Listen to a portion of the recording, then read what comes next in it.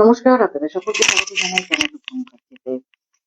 আপনারা ইতিমধ্যে অবগত হয়েছেন যে অন্নপূর্ণা ভান্ডার নিয়ে অনেক বড় বড় আপডেট আসছে এবং এতদিন পর্যন্ত সকলেরই একই প্রশ্ন ছিল যে কিভাবে, কবে অ্যাকাউন্টে টাকা ঢুকবে, নতুন অ্যাপ্লাই করতে হবে কিনা।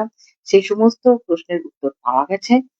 গতকাল মাননীয় মুখ্যমন্ত্রী তার বিবৃতিতে জানিয়েছেন যে 1 জুন থেকে সকলেই অন্নপূর্ণা ভান্ডার পাবেন। অর্থাৎ যাদের লক্ষ্মী ভান্ডার ছিল তারা প্রত্যেকেই পাবেন। কিন্তু তার সাথে এটাও বলেছেন যে যদি কেউ মারা গিয়ে থাকেন এবং যদি কারোর টাকা বন্ধ হয়ে গিয়ে থাকে তাহলে সেই ব্যাপারগুলো আগে খতিয়ে দেখা হবে, তারপরে টাকাটা পাঠানো হবে।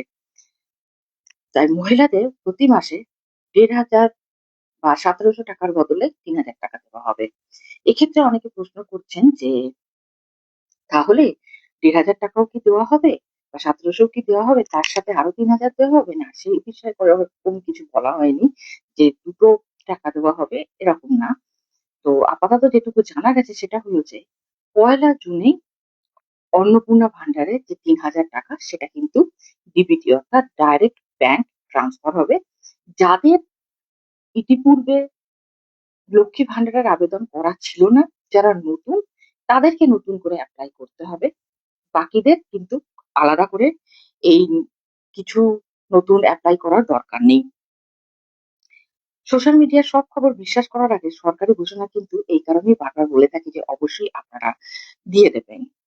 তো আগে যাচাই করে দেখবেন কোন ঘটনাটি সত্যি, তারপরেই এগোবেন। তো এই ছিল অন্নপূর্ণা ভান্ডার সম্পর্কে সবচেয়ে বড় ব্রেকিং আপডেট। দেখা হচ্ছে আপনাদের সাথে পরের ভিডিওতে। সকলে ভালো থাকবেন। ধন্যবাদ। নমস্কার।